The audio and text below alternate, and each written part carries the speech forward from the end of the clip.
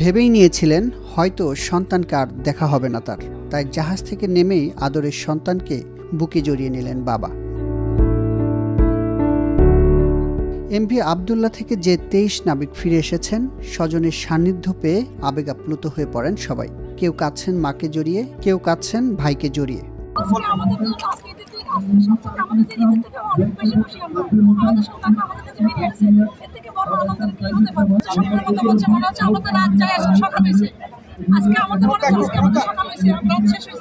প্রথমে একটু যদিও আমরা ভয়ভীতির ভিতরে ছিলাম, তারপর আমাদের ক্যাপ্টেন স্যার সবাইকে যার যার মতো করে যে যাকে যেভাবে পারে ওই অবস্থায় আসলে মিলিয়ে সব কিছু মিলে আমাদেরকে আসলে একটা ইয়াতে রাখছিল।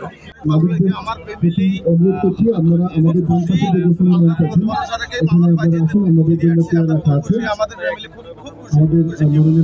মঙ্গলবার দুপুরে চট্টগ্রাম বন্দরে জাহাজ পৌঁছানোর পর উচ্ছ্বাস প্রকাশ করেন নাবিকরা।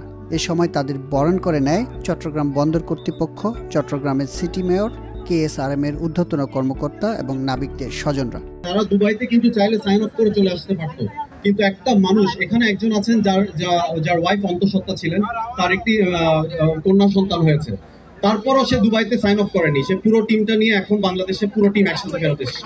এটা আমাদের বাঙালির এক্সাম্পল, আমাদের মনোবলের এক্সাম্পল। তো ধন্যবাদ জানাই, আর দীর্ঘায়িত করবো না। সবাই ফ্যামিলির কাছে যাওয়া প্রয়োজন।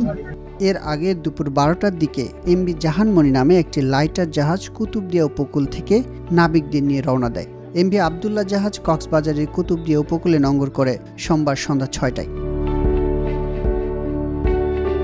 MV আবদুল্লাহ জাহাজটি SR শিপিংয়ের মালিকানাধীন। জাহাজটি গত 4 মার্চ আফ্রিকার দেশ মোজাম্বিকের মাপুটো বন্দর থেকে কয়লা নিয়ে যাত্রা শুরু করে। 19 মার্চ সেটি সংযুক্ত আরব আমিরাতের হারমিয়া বন্দরে পৌঁছানোর কথা ছিল। এর মধ্যে 12 মার্চ দুপুর 1:30টার দিকে ভারত মহাসাগরে সোমালিয়ান জলদস্যুর কবলে পড়ে। প্রায় 1 মাস পর গত 23 এপ্রিল বাংলাদেশ সময় রাত 3টায় মুক্তিপণের বিনিময়ে জাহাজসহ 23 নাবিক মুক্তি পায়।